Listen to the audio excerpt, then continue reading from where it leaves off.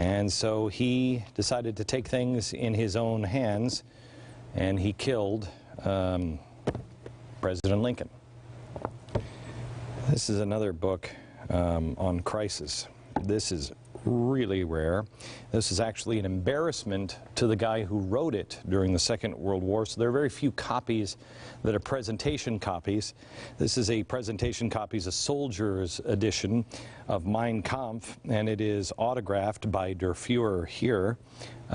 This is Adolf Hitler's signature, as creepy and weird as it is. This one was actually Eva Braun's best friend. This was her copy of this. This is someone closing their eyes to a problem. This is brand new that I just received. This is Neville Chamberlain's letter to the Hitler Youth. Neville Chamberlain was the Prime Minister of England, and in this he was saying that, you know what, I have so much faith in you guys. You guys are doing such a great thing. You're going to play a real important role in the world because you are the future. And it was published in this magazine back in 1939. And that is the Hitler Youth magazine. Then there's this. I'm sure you don't need to be told what that is. And this piece. This is actually a napkin that was being used at the time when they tried to kill Adolf Hitler. And you will see the shrapnel holes in it and the blood stains. How do these all tie in? What do they all mean? The napkin, Neville Chamberlain's letter, John Wilkes Booth. Well, let me show you. Our golden future, as I like to call it. This is how you know you got problems. Credit default, plus unemployment, plus massive government debt, plus apathy, strongman, global instability, a compliant media, violent culture, weak houses of faith, and progressive science. What does that add up to? Let's start with a crisis and a strongman, shall we? I really believe that the reason why you may watch this show is because I have probably one skill. It's kind of a skill. And that is, where are we headed?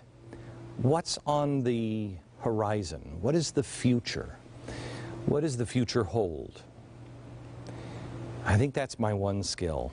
And I'll show you tonight what we've already dealt with. And I've told you about a couple of signposts to look out for, and they're starting to hit now, and I need to remind you of them because we're coming to a change and a new time.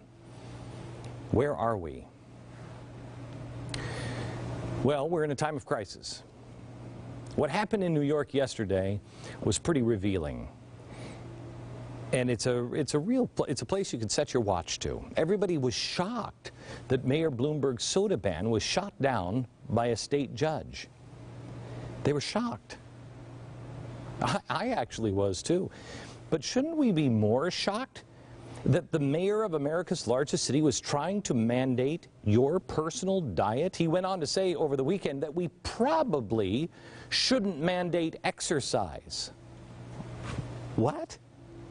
But yesterday we were shocked because people just assumed and sheepishly accepted the fact that the government was arbitrarily selecting what food you can and cannot eat depending on what store you're at.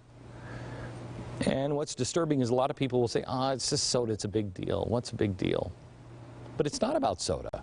And it is a big deal because it really is all about principle. Listen to how Mayor Bloomberg reacted to the judge's ruling just yesterday.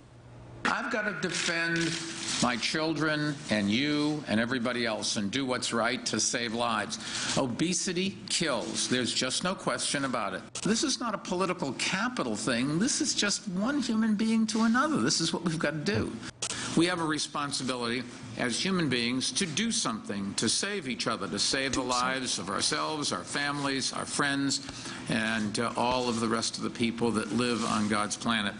We just have a responsibility to do something because there's a crisis. A lot of people have come in the past and said, there's a crisis. We have to do something. We have to do something. That always leads you to bad places. And each time, the person who is doing it thinks that they're doing the right thing. But you notice what he said was that obesity is a crisis. Well, by banning certain size drinks in certain stores is not going to cure obesity. So it has to be just a first step. Progressives are so convinced that they are your caretaker, that they know better than you, that they know what's best for you, what's best for all of society. They know what's good for you, and they will remove all possible bad choices from your life. Al Gore has written a book called The Future. It's a truly frightening novel. You should read it. He says it's not a novel, but I think it is. I hope it's fiction. Al Gore says being liberal or conservative isn't based on our beliefs, but here comes progressive science. It's in our genes.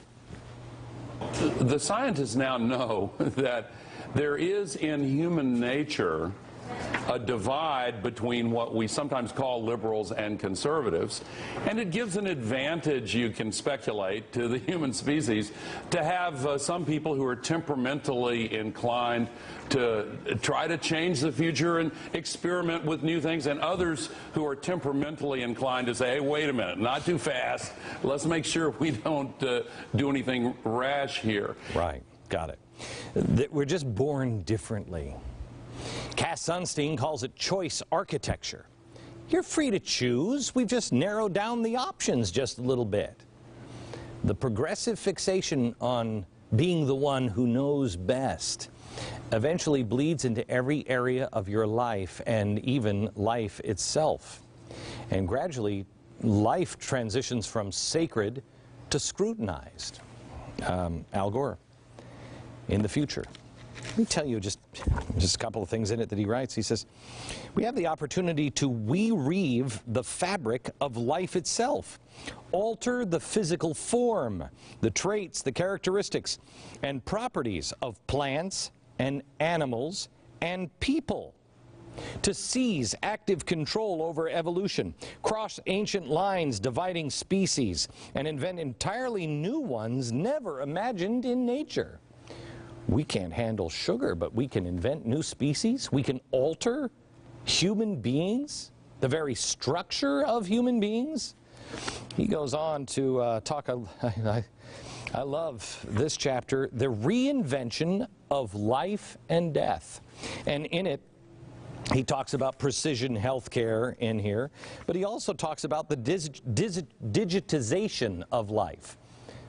That's the reinvention of death. There is no death. You'll be digitized, so you'll never go away. Which is really, really handy. If we redefine life, then it's very easy to be subjected to a cost-benefit analysis and determine whether you live or die. Because dying, you're not really dying. You've been digitized. Grandma, you've lived long enough. And Grandma, you'll always be here. I just need my health care, and I want it now. Now, if I said that 30 years ago, it would be total science fiction. But today, that is science fact. It is coming.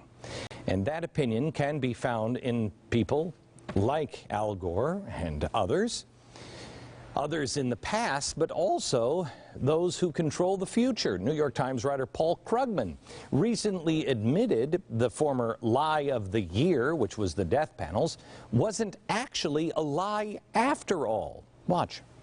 And we're also going to have to do really we're going to have to make decisions about health care, not pay for health care that has no demonstrated medical benefits. And so, the snarky version I use, which is, I shouldn't even say it gets me in trouble, is death panels and sales taxes is how we do this. Okay, but that's not so scary if we can convince the youth that death is not really death, because life, which isn't really life, digitization, grandma's there in a holographic form through virtual reality.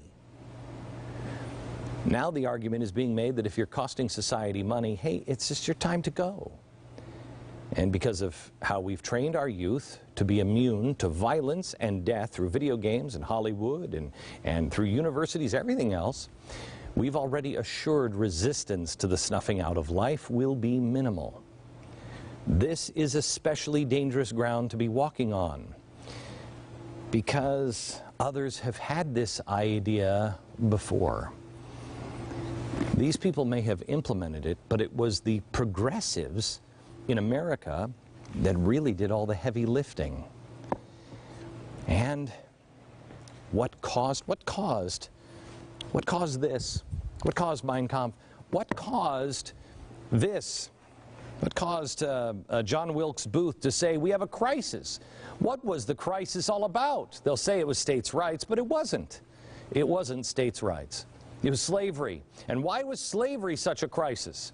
Because it was about the economy.